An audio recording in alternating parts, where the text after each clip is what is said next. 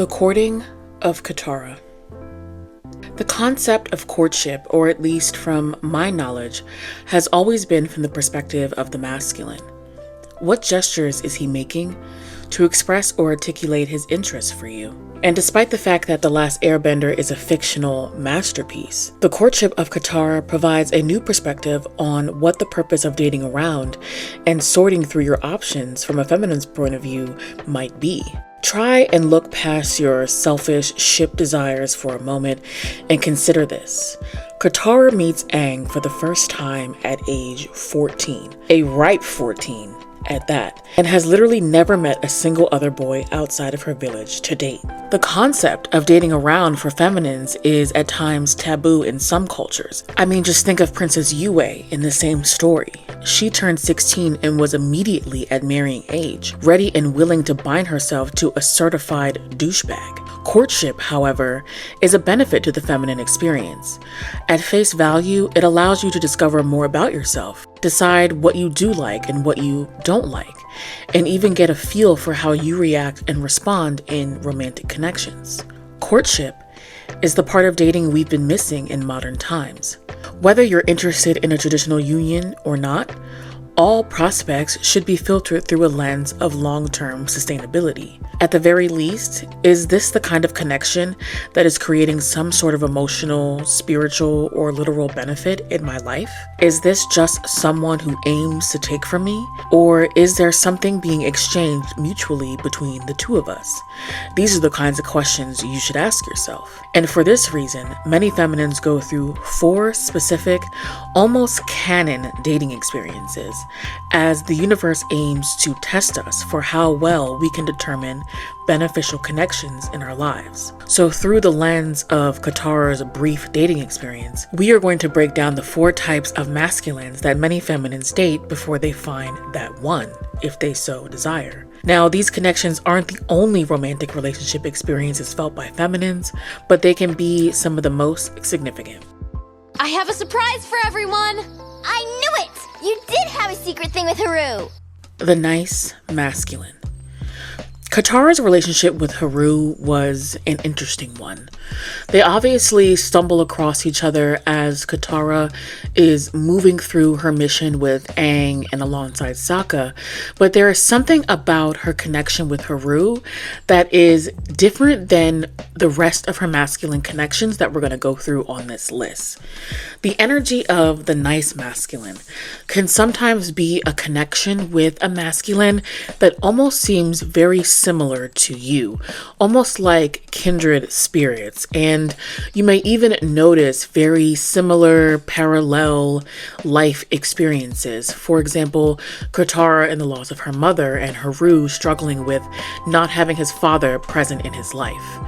And what you find in these relationships is that what draws you in initially ends up being the reason why the relationship doesn't work out. Initially, the sameness is comforting. You feel seen, you feel safe because you and this other person seem so similar.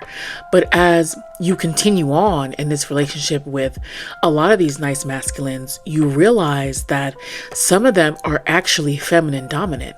And the sameness that you were feeling in the relationship was just that. It was the same energy resonance.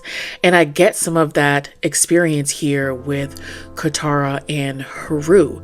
There was something about Haru that needed boosting even in his own masculine energy, and Katara actually brought that energy into his life, which is what happens with a lot of feminines who are in the nice masculine phase or the nice masculine relationship. Someone is ultimately triggered into their masculine energy, and because earthly feminines have a lot more practice spending time in both polarities, it's oftentimes easier for them to put on their masculine hat and show other masculine embodiments what it is to be secure, stand your ground, have self-confidence, fight for something that is worthy. And this is exactly what Katara brings to Haru. And in a lot of these relationships, if you are truly feminine dominant, that sameness ends up being the reason why you start to not feel that deep romantic connection like you have felt or like you have wanted to feel in your relationships. And a lot of times these relationships don't last for that reason. Jet wouldn't do that. I've got to stop him. Jet wouldn't do that. The next canon romantic relationship that a lot of feminines experience is the tortured masculine relationship. And this is so perfectly depicted in Katara's connection with Jet. And in a lot of these connections, your initial attraction to this person is very intense. A lot of times these masculines embody this sort of lone wolf energy, and initially it's a masculine bravado that feels alluring, and then you start to get to know this masculine.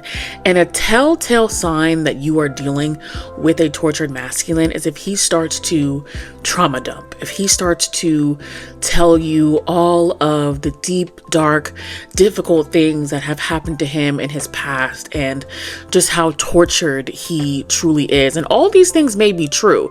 That's not to say that you shouldn't have compassion in these situations, but the reasoning for telling you these things isn't just because they find comfort in you, which with you being the feminine, they likely will find some level of comfort, but it's also because this masculine may be preparing to manipulate you in order to use you for their own benefit.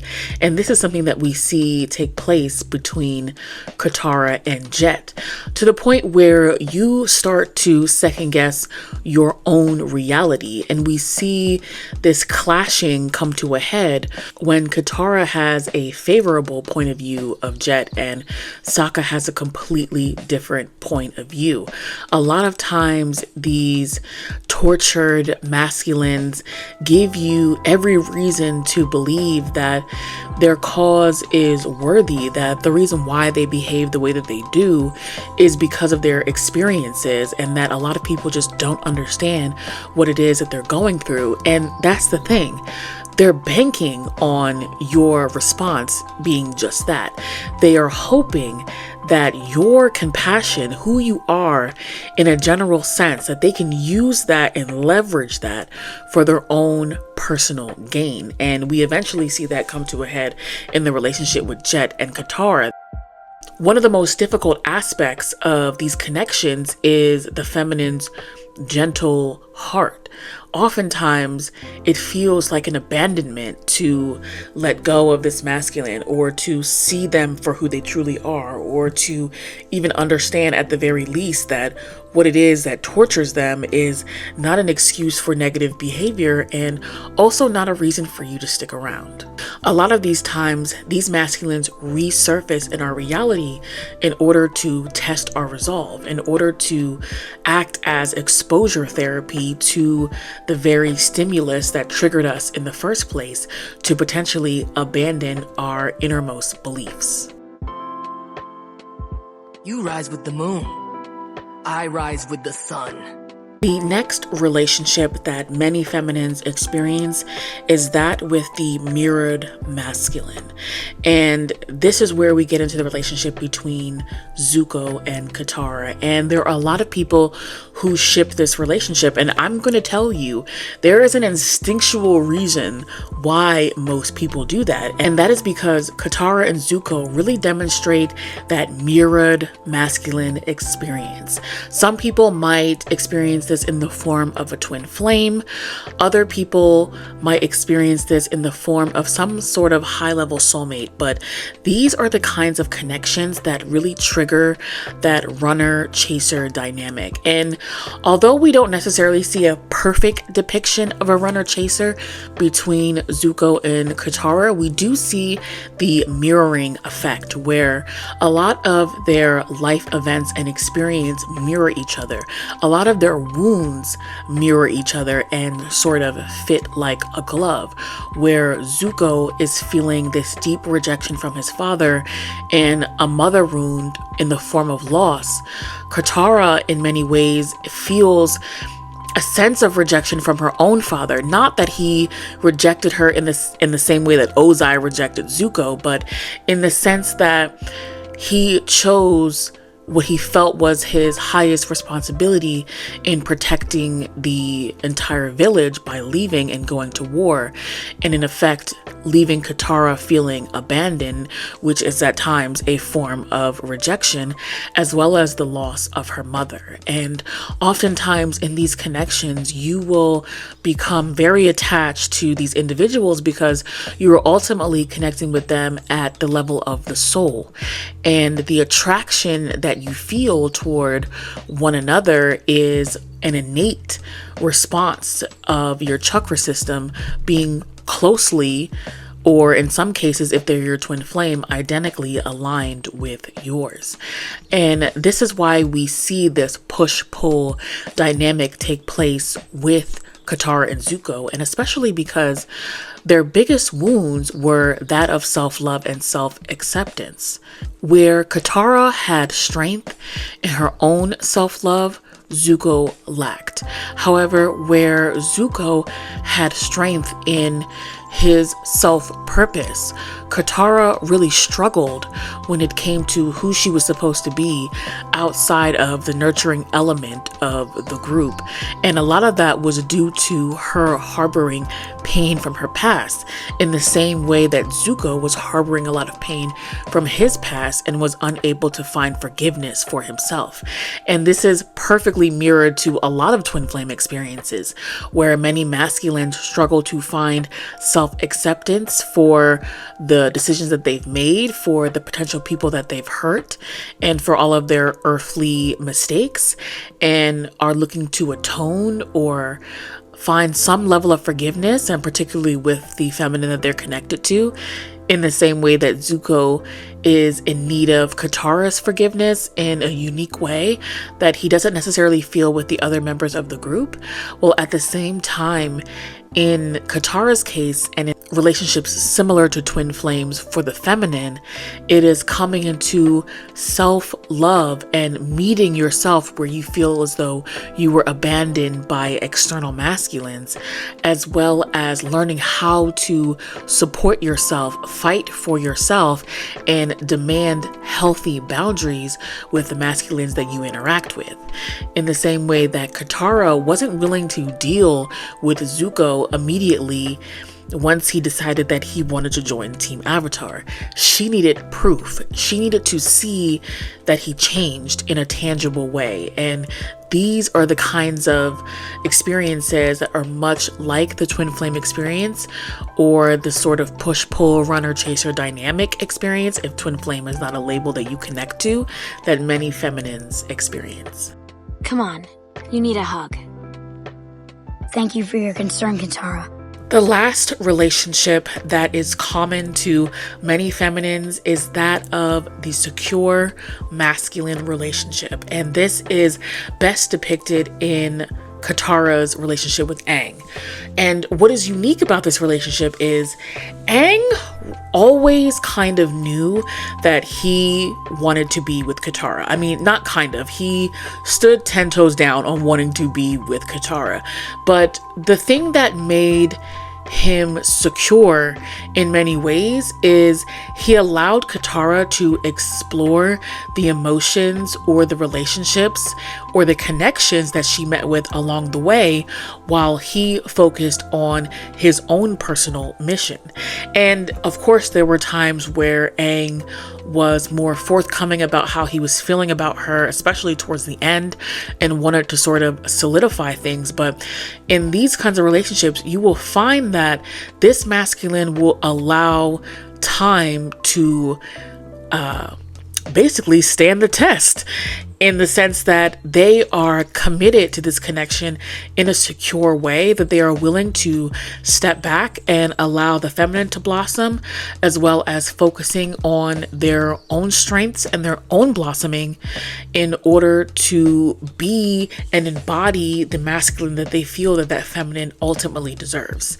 And a lot of people have a lot of pushback when it comes to the relationship between Katara and Aang, whether it is a couple of years age difference that, you know, as they get older into their 20s and 30s wouldn't be as significant, or when it comes to this element of Katara being more of a nurturing figure for Aang. But the one thing that people neglect to notice is that although Katara was very present when it came to a lot of Aang's emotional struggles, anytime he really had to grapple with his decision making and go deep within himself, he separated himself from Katara and from the group and did his own work. And this is a very important detail when it comes to connecting with a secure masculine.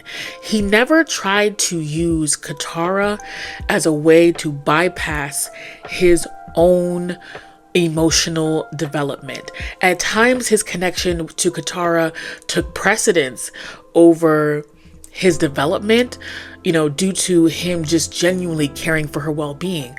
But when it came down to him making decisions regarding what he was going to do with the Fire Lord or how he was going to proceed, especially in the episode The Awakening, when he realizes that he did fail in Ba Sing Se, no matter what Katara felt, he never allowed her to be the anchor of his healing. He instead went internally and looked at his own soul being and connected with his own spiritual guides in order to make his decision as a secure masculine.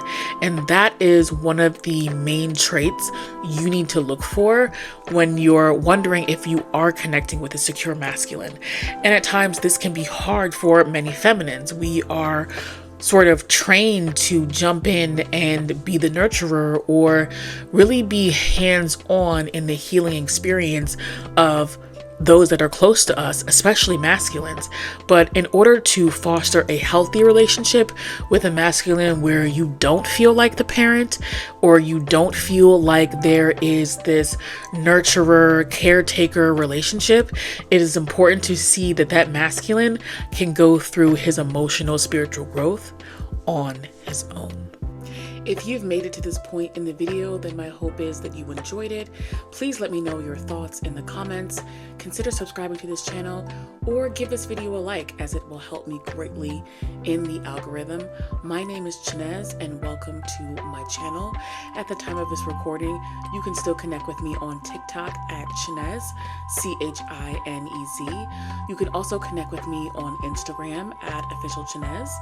Check out my website. I offer personal tarot spiritual readings, and you can find information on that in the pinned comment and in the description box. Thank you so much for watching, and I will see you all in the next episode.